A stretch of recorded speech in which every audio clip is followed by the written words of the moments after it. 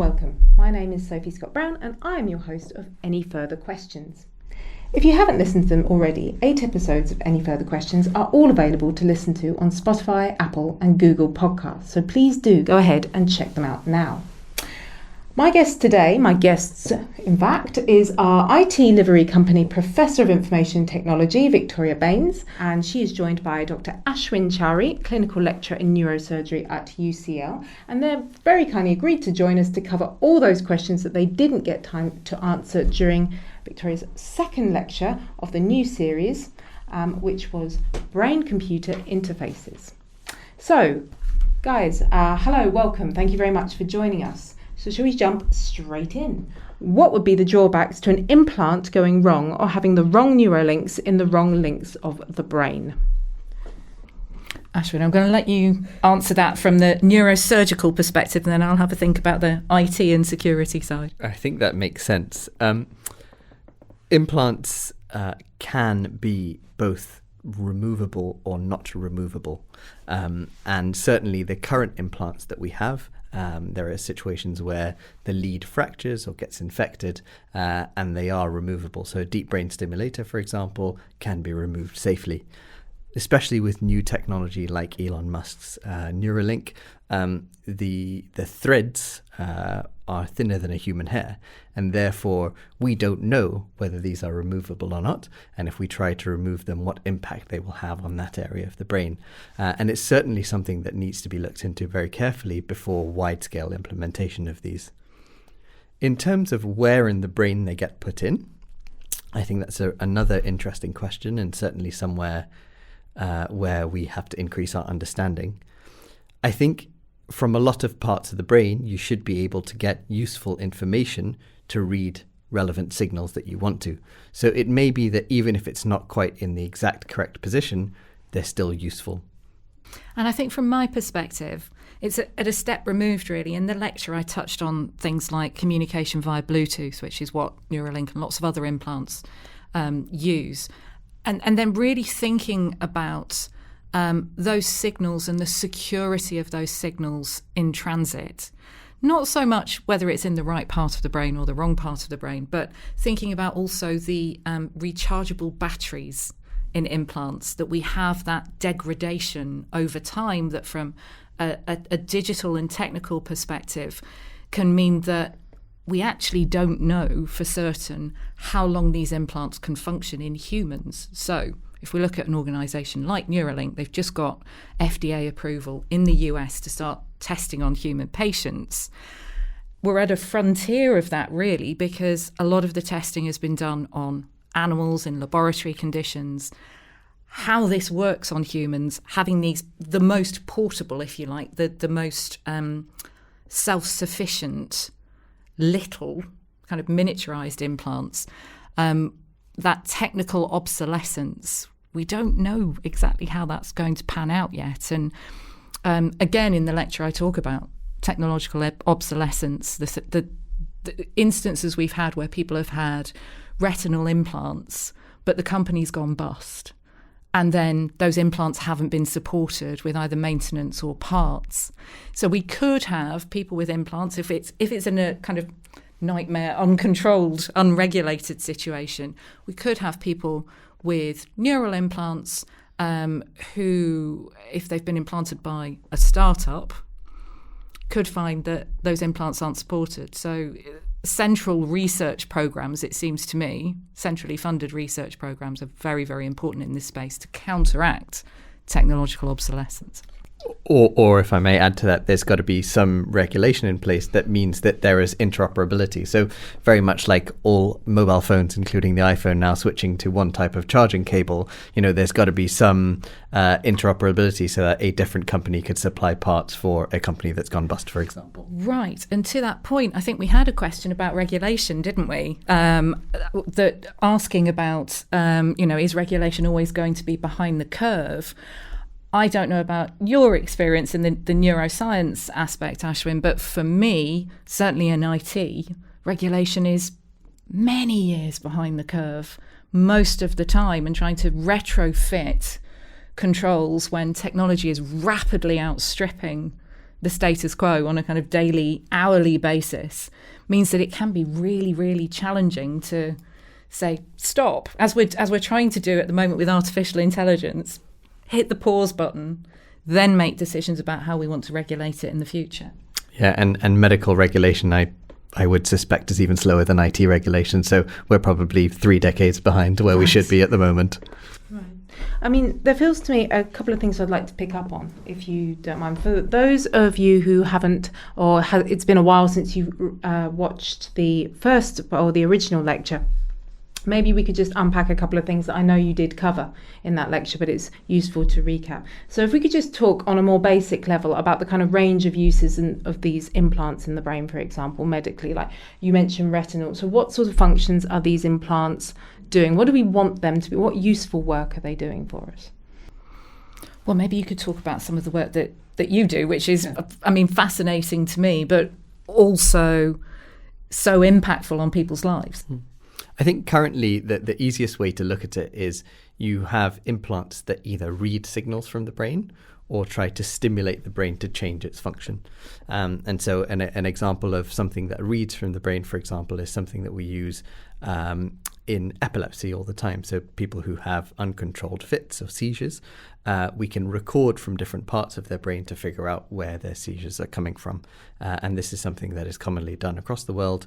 But therein is an opportunity to study how our brain functions and how these signals are different between different individuals, what signals subserve particular functions, and whether in someone who, for example, cannot move their left arm because they've had a stroke, can we read from a part of their brain and figure out what they want to do with their left arm to control an exogenous object like a robot or something.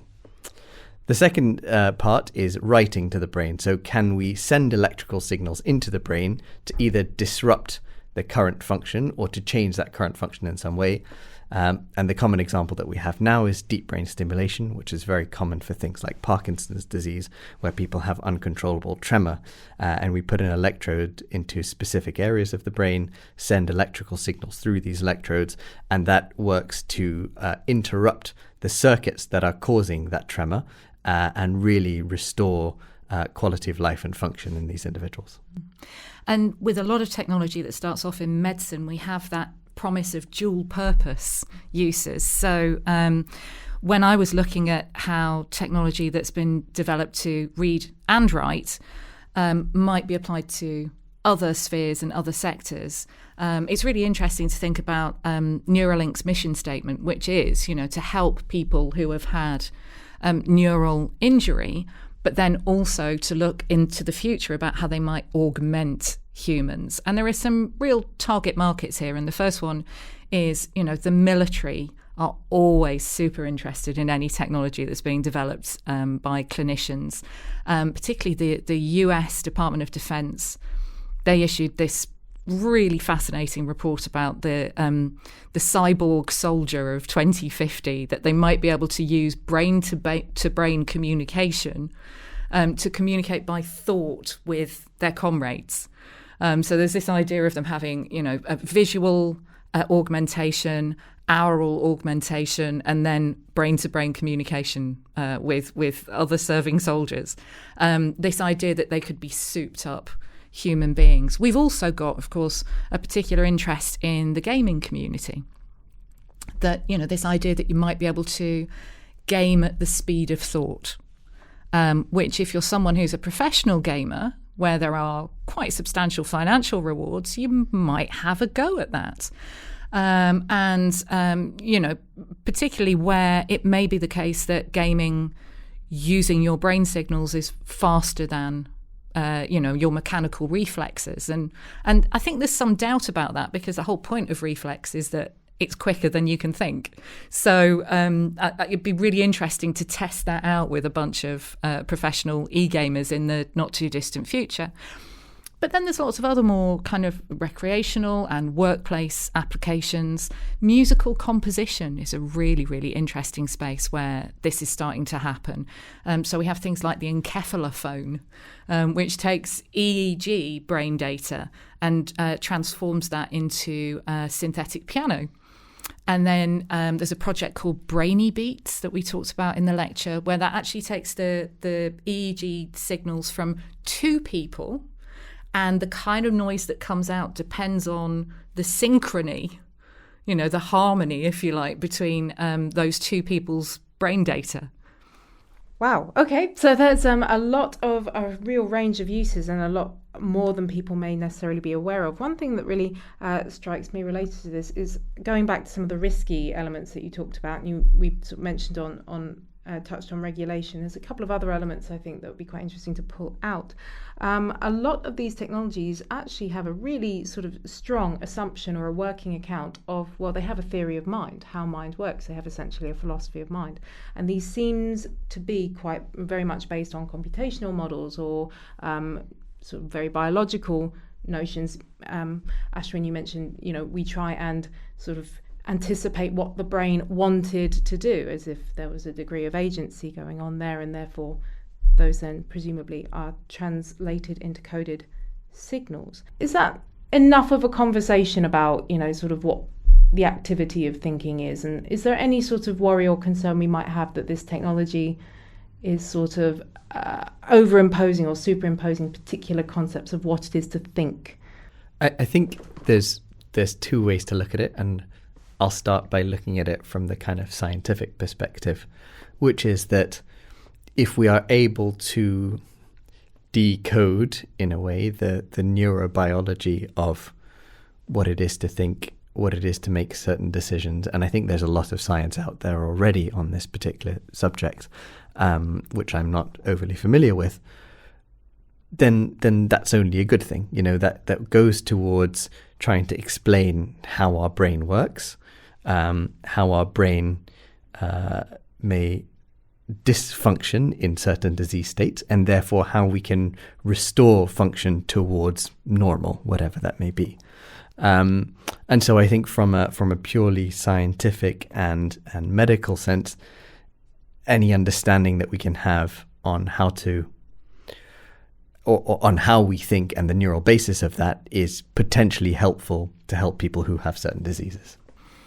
And I think, if we're approaching this from the perspective of IT's role in that, I do think it's very interesting that at the moment there's a lot of debate around generative AI and the extent to which it is sentient, not necessarily conscious, but it sometimes gives an appearance, a semblance of sentience, to the extent that, we have had developers suddenly say, I think the chatbot I've developed is sentient. I think it's worth restating the case, though, that what ChatGPT does, what generative AI does, is it predicts the word that should come next. So it's not thinking, it's reproducing patterns of communication and patterns of speech. But the sheer fact that we think it's thinking says a lot about us as humans, that we're looking to find a technology that thinks like we do. And one of the things I think we covered partly in the Q&A session after the lecture was that, we interact with chatbots as if they're real people. To some degree, we know full well that quite often when we're interacting with a chatbot, that it is just data, that it is just a large language model or whatever. But we will say potentially please and thank you to it, because that's how we treat humans who think and are aware. So one of the things I'm particularly interested in right now, and not necessarily specifically to brain-computer interfaces, but just in general with our interactions with IT and the human centricity of that, is how we stay human and humane when we're interacting with technology. In the same way that so many of us thank Alexa, and I help my robot vacuum cleaner over obstacles in my house, and I talk to it when it does a good job, and I chide it when it doesn't do as well as I expected. But there's something about transposing that humanity onto the technical tools that we're using that will probably keep us more humane in the long run. It's a really interesting word. You say tools, and I think you mentioned in the lecture, if I'm right, that you talk about how actually we already kind of outsource a lot of functions of the human body in order to make our lives easier, even on a sort of crude level. The stomach, you could say the oven is a sort of outsourcing of the sort of work the stomach does. So do you uphold then in your respective spheres that there is quite a clear difference between the organic mind, as it were, and these implants and what have you? They're very much tools that will assist us, provided we can keep control of them? I would go to the other side of that, I think. One of the things that I'm consistently struck by, and that we certainly covered in the metaverse lecture last year, is that it's getting increasingly difficult to distinguish between cyberspace and meat space, the virtual and the physical. And yes, I mean, I'm sometimes a little bit flippant about it, and I say, well, if you ride a bicycle, you're a cyborg. But there is a sense in which we have been augmenting ourselves as humans for many centuries. And certainly I have been outsourcing or even offloading some of my memory into my tools. So I used to be fantastic at remembering phone numbers. I used to pride myself on remembering phone numbers. I really struggle with things like that now because we don't need to remember them. Remembering appointments, you don't have to do that anymore. When we want to find out a bit of information that we used to know, we'll search our emails. We will use a search engine, and the extent to which we have outsourced that, I think, is just becoming starker and starker. Is legal regulation behind the curve here? Are the developments too fast and potentially dangerous? And you already, both of you, sort of kind of answered that a little bit, but maybe we could go a bit further in, because I think a lot of people will be quite astonished, especially Aswin, when you say medicine's about 30 odd years. Like that's a horrifying thought. I mean, we have this image that somewhere in like the medical profession that everything's rigorously tested, and and it doesn't actually reach us anywhere close until everyone's super confident of it, and we know where the stuff's coming from and how it works, etc. Are you debunking that for us? No, maybe let's clarify that. I think by being 30 years behind, I mean that the technology takes so long to make it to routine clinical use that the technology that we're using in current neural implants is definitely 30 years ago. Right. And therefore, especially as the rate of progress speeds up, being 30 years behind is going to be increasingly further and further behind the technological edge. And therefore, I think the legal systems need to adapt, and the regulatory systems need to adapt to that faster pace of progress, in order to safely yet efficiently translate technological advances into patient benefit. Because ultimately, that's, from the clinical side, that's what we're here for. We're here to make people with illnesses better. And if we are limited by regulatory slowness, then that's something that we need to change. And on the computational side of things, what we're talking about here is AI. We're talking about machine learning algorithms and models that are translating the brain signals into patterns and classifying those so that they have meaning that can be actioned. And the reality of that is that there is no regulation of AI right now. In the European Union, they are passing the AI Act. On Monday of last week, there was an executive order from President Biden talking about AI safety at a very kind of operational, transactional level. We've just had the AI Safety Summit at Bletchley Park, which was unprecedented, really. I was a little bit cynical as people were going into it. I thought, well, what can the UK achieve? This is all going to be determined by the US, the EU and China. But actually, what the government managed to do, in hindsight, is they managed to get everybody who was relevant in the same room, which hasn't happened before. So where regulation is being passed through by governments like the European Union, like the US government, it tends to be governments doing this to target tech companies who are being regulated. What happened at Bletchley, which, as I say, I don't think I've seen before at all, and it really is a demonstration of the New World Order, is that even though there was some criticism about this, China was invited, China showed up, China signed the declaration that all the other countries signed. We've got 28 countries plus the European Union agreeing at least some basic principles about keeping AI safe. And crucially, industry was invited and had a voice. They weren't just brought along to be told what they were going to do. They were asked how artificial intelligence could be made safe, and they were given a chance to shape that as well. So Meta, Elon Musk coming over, OpenAI, and I think that's really different. From a medical point of view, there are similar kind of discussions and committees being set up to regulate the introduction of AI into everyday medical practice. Because, developing an AI algorithm now is, I'm going to say, relatively easy. I couldn't do it myself, but I'm going to say it's now relatively easy. I think you probably could, actually. Who knows? But regulating that and introducing that and evaluating it in a clinical setting appropriately are frameworks that we haven't had to deal with before. So in the research sphere, what we are very good at dealing with is, here's a new drug, does it work for condition X? And we have been doing that for 100 years. We, as medical professionals, pharmaceutical industry, everyone knows the pathway of getting from, I've never used this drug in a human before, to let's use it on everyone with this condition.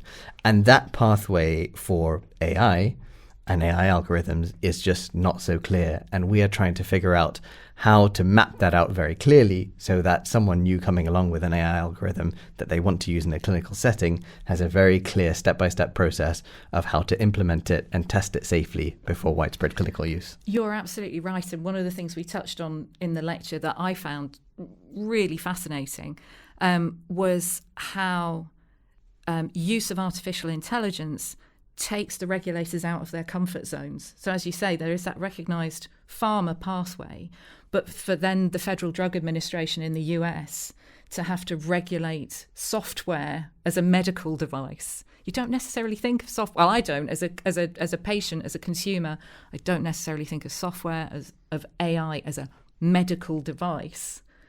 But that's the realm we're in now, where pharmaceutical or medical clinical regulators suddenly find themselves in a situation where they've got to hire software engineers to understand how they need to regulate. And static software is one thing. So you develop software, you develop an AI algorithm, and you implement it. And so that's one side of it, which I think is relatively easy to regulate because you can go through that evaluation process.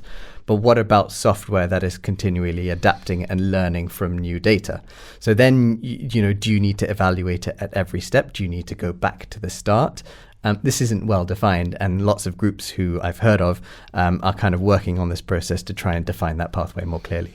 Yeah, right. And that takes us back to some of the principles of what good AI looks like is, two of which are that it's transparent, that you can understand it, and that it's explainable as well, that you can explain it to somebody else. And that's one of the challenges that everybody who's working with AI is having to get their heads around. As we're talking about how these technologies are looking to transform, especially spaces like medicine, Aswin, could we ask what kind of training does a neurosurgeon need to be able to implant a device? Yeah, that's really important. And I don't think, especially as new devices come along, I don't think that's well defined. I'm going to tell you about what happens now to get to being a neurosurgeon with a specialist interest in, say, deep brain stimulation. So you go to medical school for 6 years. You do a couple of years as like an intern and in multiple different specialties. Then you choose to go into neurosurgery and you train to be a neurosurgeon for 8 years. And this allows you to do most things within the basic kind of neurosurgical sphere. If you're then interested in a particular subfield of neurosurgery, say deep brain stimulation, which we call the field of functional neurosurgery, you then spend another year or two at the end of that specializing in just doing these implants, dealing with the consequences of them, the complications of them, so that you are fully qualified to be able to deal with that sort of practice. I think by the end of my career, I'm 35, by the end of my career, neurosurgeons of any ilk are going to be implant surgeons and are going to need to have that ability to not just put in a particular implant, but be able to adapt, learn how to put new implants in. And that regulation will need to come about because, you only need one of them to go wrong for someone to come back and say, okay, how well were you trained to do this? What says that you have the right to put in this implant into this particular person? And that raises a really interesting question for me and for folks who work in IT, because one of the things that I've been researching for a while, and that, sorry for the plug, I'm going to be talking about in my next lecture on the 5th of December on the massive Internet of Things, is looking at medical Internet of Things, healthcare Internet of Things, and the idea that if there is an implant or if there is something that is contributing to your healthcare and your well-being that goes wrong and it has an IT component, that there will need to be somebody who can explain the technical data around that from the kind of the IT perspective. So the person who can explain what might have gone wrong with the algorithm, for instance, or the integrity of the training data that was used to train the model that then operated in the closed loop system, for instance, with a digital bridge or a neural implant or a continuous glucose monitor, artificial pancreas, etc. And that, almost to the question we were talking about in terms of the digital and physical merging, that software engineers, cybersecurity specialists, chief information officers of NHS trusts are increasingly going to have to step forward and explain the integrity of that data, whether there were adequate security measures deployed at the time, because that IT component is becoming more and more important. So just for the final question, just picking up on this ethical side of things, what, for example, would it be likely, and this is combining a couple of questions that people had, just this interest in what this technology could potentially do and what the kind of tensions around that could be. Could we see a future where these implants do not just try and read what the brain wanted us to do with our arm or not, as the case may be, but actually predict our desires more profoundly, like actually start, I suppose, essentially controlling us? Is that pure science fiction, or is that a genuine thing that we need to be thinking about as we're having these conversations about regulation, as we're having these conversations about how our workspaces will change and our training needs change?